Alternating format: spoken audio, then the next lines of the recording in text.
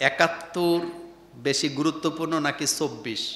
অনেকে বলছে জুলাই বিপ্লব হেরে যাচ্ছে, এই সম্পর্কে আপনার মতামত কি? শোনেন, আমি আমার জন্মের পরে বাংলাদেশে কোনো সরকারের পতনের পরে মানুষকে এত লাখ লাখ মানুষ রাস্তার মধ্যে ছেলে মেয়ে নিয়ে আনন্দ মিছিল করতে আমি জীবনে দেখি নাই।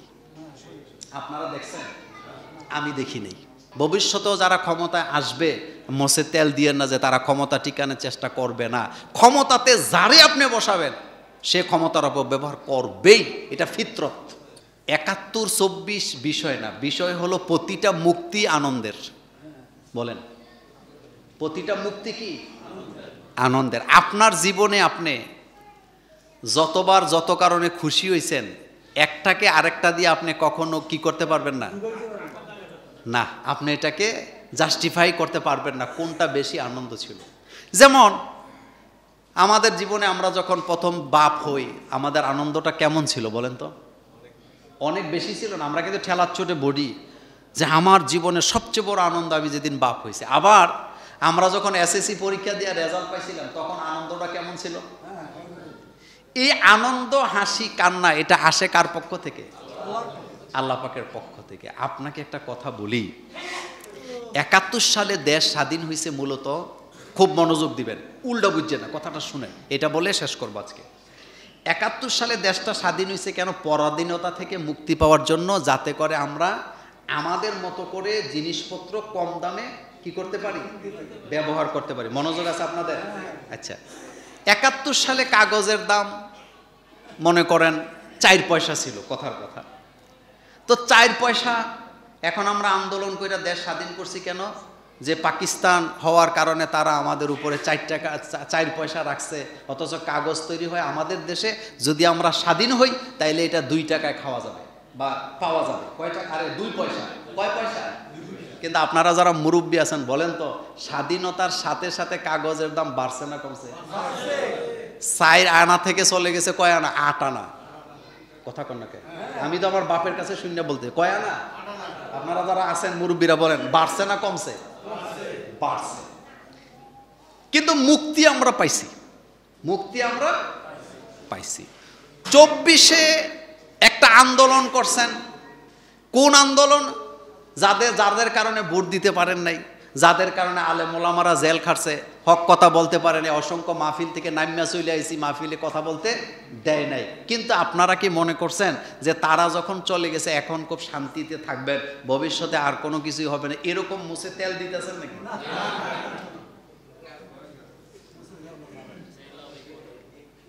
এটা সৃষ্টি পদ্ধতি। হযরতে আদম আলাইহিস সালাম হচ্ছেন সমস্ত মানুষের পিতা। আল্লাহ ইচ্ছা করলে আদম আলাইহিস সালামকে রেখে দিয়া কিয়ামত পর্যন্ত নবী বানায় রাখতে পারতো নাকি পারতো না? কিন্তু তিনি চলে যাওয়ার পরে আবার নবী আসছে, আবার নবী আসছে, আবার নবী আসছে। কোন নবী আইসা পৃথিবীতে শান্তি প্রতিষ্ঠা করে দিয়ে গেছে এরপরে পৃথিবীতে আর অশান্তি হবে না? ব্যাপারটা কি এমন? রাসূল সাল্লাল্লাহু আলাইহি ওয়াসাল্লাম বলছেন বুখারীতে, খাইরুল কুরুনি কারনি, আমার যুগ সর্বশ্রেষ্ঠ যুগ। তো রাসূলের বিদায়ের পরে, সাহাবায়ে কেরামের বিদায়ের পরে পৃথিবীতে গন্ডগোল লাগছে নাকি লাগে নাই? আপনারা কি জানেন হযরতে আলী রাদিয়াল্লাহু তাআলা আনহুর অনুসারী এবং হযরতে আয়েশা রাদিয়াল্লাহু তাআলার অনুসারীদের মধ্যে একটা যুদ্ধ হয়েছে নাকি হয় নাই? কথা আসতে কয়, হয়েছে নাকি হয় নাই? তো হযরতে আলী রাদিয়াল্লাহু তাআলা আনহু আর হযরতে আয়েশা রাদিয়াল্লাহু তাআলা আনহার মান মর্যাদা আল্লাহর কাছে কম না বেশি? কিন্তু তারা যে যুদ্ধ লেগে গেল। ২৪-৭১ বিষয় নয়, বিষয় হলো সোনার মানুষ যদি তৈরি করতে না পারেন শান্তি পাবেন না।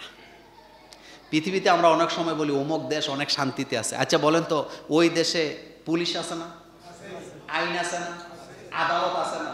তো শান্তিতে থাকলে আইন আদালতের দরকার নেই। পৃথিবীর কেউ শান্তিতে নাই। আপনি আপনার ঘরের মধ্যে তো শান্তিতে নাই। ছেলে একটা কয়, বড় ছেলে একটা কয়, মাইজাফুল আরেকটা কয়, মাইয়া একদিকে। ঘটনা সত্য না মিথ্যা? তা আপনি পৃথিবীতে শান্তি পাওয়ার চিন্তা আপনি করতে পারেন না। হ্যাঁ, একটা কাজ আপনি করতে পারেন, সেটা হলো শান্তির পক্ষে সবসময় সংগ্রাম করা লাগবে, সংগ্রাম করা লাগবে।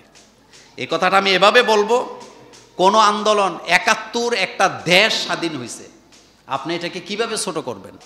একটা মানচিত্র পাইছেন, একটা পতাকা পাইছেন, একটা স্বাধীন রাষ্ট্র পাইছেন, একটা পাসপোর্ট পাইছেন, স্বাধীন পাসপোর্ট।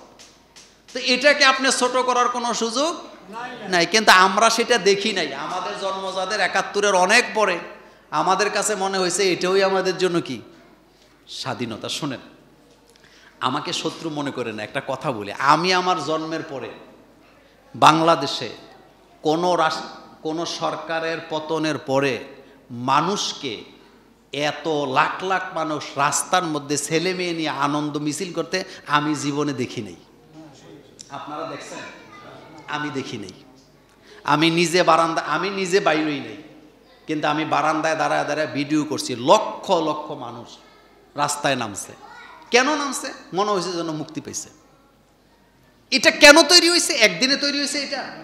না, একদিনে তৈরি হয় না। অসংখ্য ক্ষোভ জমতে জমতে এটা পারমাণবিক বোমার মতো কি হয়েছে? ব্রাস্ট হয়েছে।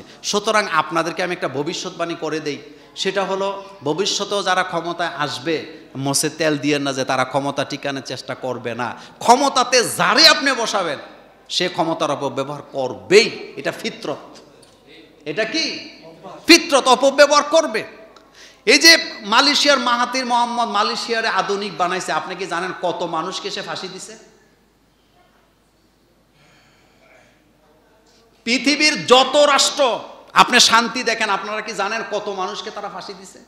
কত মানুষকে তারা হত্যা করছে? পৃথিবীতে যারা আমাদেরকে শান্তির বাণী শোনায় তারা বিরোধী দলকে দমন করে নাই? করছে কি না? সমাজতন্ত্র, কমিউনিজমের দ্বন্দ্ব, জাতীয়বাদের সাথে দ্বন্দ্ব একটার সাথে আরেকটা কি লেগেই আছে। পৃথিবীর দ্বিতীয় বিশ্বযুদ্ধে কত কোটি মানুষ মারা গেছে আপনি বলেন তো? কিন্তু যুদ্ধ কি বন্ধ হয়েছে? হয় না। আমেরিকা পারমাণবিক বোমা মেরে দিছে কোথায়? না, জাপানে। কোথায় মারছে? তা আপনি বলেন তো, মানুষ কত মারার সাথে সাথে মানুষগুলা পাউডার হয়ে গেছে। সুতরাং যারাই ক্ষমতায় বসবে তারাই আজীবন কি করে আমাদের সাথে ক্ষমতার অপব্যবহার করবে, এটাই স্বাভাবিক। কিন্তু একটা দিয়ে আরেকটারে বিচার করার কোনো সুযোগ কি নাই, কারণ এখনো ক্রাইম বন্ধ হয় নাই।